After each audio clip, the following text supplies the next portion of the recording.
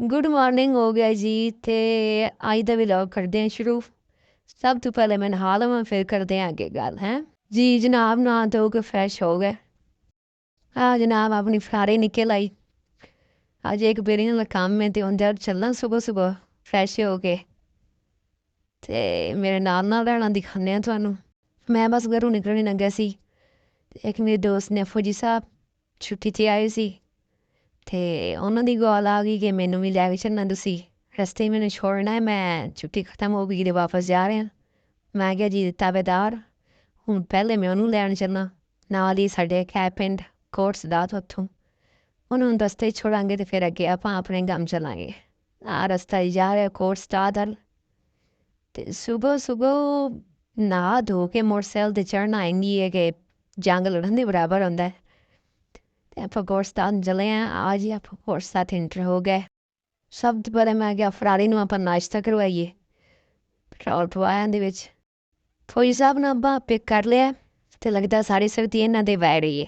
ਮੈਂ ਕਿਹਾ ਫੌਜੀ ਸਾਹਿਬ ਦੀਦਾਰ ਕਰਵਾਓ ਸਪੈਸ਼ਲ ਮਾਸਕ ਲਵਾਇਆ ਤੁਹਾਡੇ ਵਾਸਤੇ। ਲਓ ਜੀ ਇੱਥੇ ਫੌਜੀ ਸਾਹਿਬ ਨੂੰ ਅਲਵਿਦਾ ਕਿਹਾ। ਮੈਂ ਕਿਹਾ ਜੀ ਹੁਣ ਆਪਣੇ ਰਸਤੇ ਅਲੱਗ ਅਲੱਗ ਨੇ। ਛੁੱਟੀ ਖਤਮ ਹੋ ਗਈ ਸੀ ਭਾਈ ਸਾਹਿਬ ਦੀ ਤੇ ਭਾਈ ਸਾਹਿਬ ਜਾ ਰਹੇ ਨੇ ਵਾਪਸ। इंशाल्लाह ये तो फिर आएंगी उदों होएगी मुलाकात। हाफिज़ फौजी साहब। हमेशा की तरह फिर आपां कले सफ़र अगे जारी रखिया।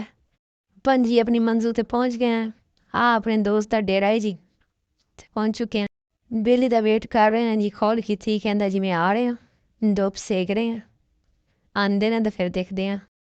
दोस्त अपना जी MP का इलैक्शन लड़ रहा और डेरा है उनका। हाँ लोग उनका वेट कर रहे हैं बैठे ने। इलैक्शन जोरों शोर न जारी है तो असीं हम निकलन लगे हैं कंपेन। खान साहब कहते ने तेरा काम हो जाएगा चल मेरे नाल चल के कंपेन करवा। मैं है जी ताबेदार।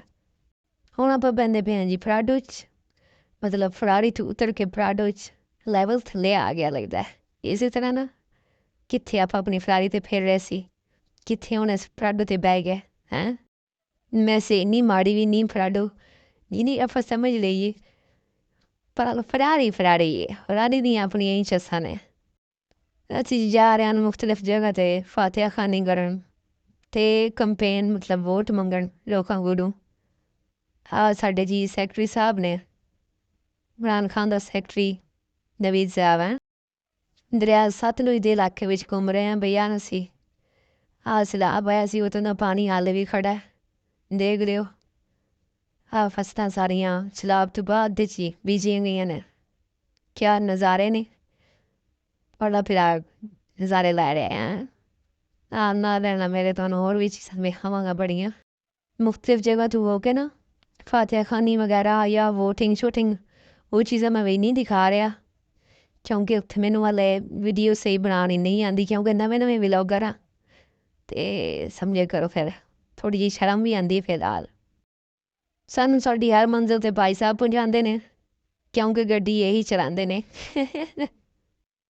ਹੁਣ ਲਓ ਜੀ ਤੋਂ 3 ਜਗ੍ਹਾ ਤੋਂ ਹੋ ਕੇ ਹੁਣ ਅੱਗੇ ਨੂੰ ਸਫ਼ਰ ਜਾਰੀ ਹੋ ਸਾਰੀ ਹੈ।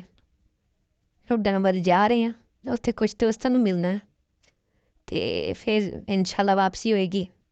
ਉਦੋਂ ਤੱਕ ਸ਼ਾਮ ਹੀ ਹੋ ਜਾਣੀ ਹੈ ਕਿਉਂਕਿ ਟਾਈਮ ਥੋੜ੍ਹਾ ਹੀ ਰਹਿ ਗਿਆ। ਲਓ ਜੀ ਸਾਰੇ ਕੰਮ ਨਿਬੜ ਗਏ ਸ਼ਾਮਾਂ ਪੈ ਗਈਆਂ ਤੇ ਹੁਣ ਅਸੀਂ ਘਰ ਵਾਪਸ ਜਾ ਰਹੇ ਹਾਂ।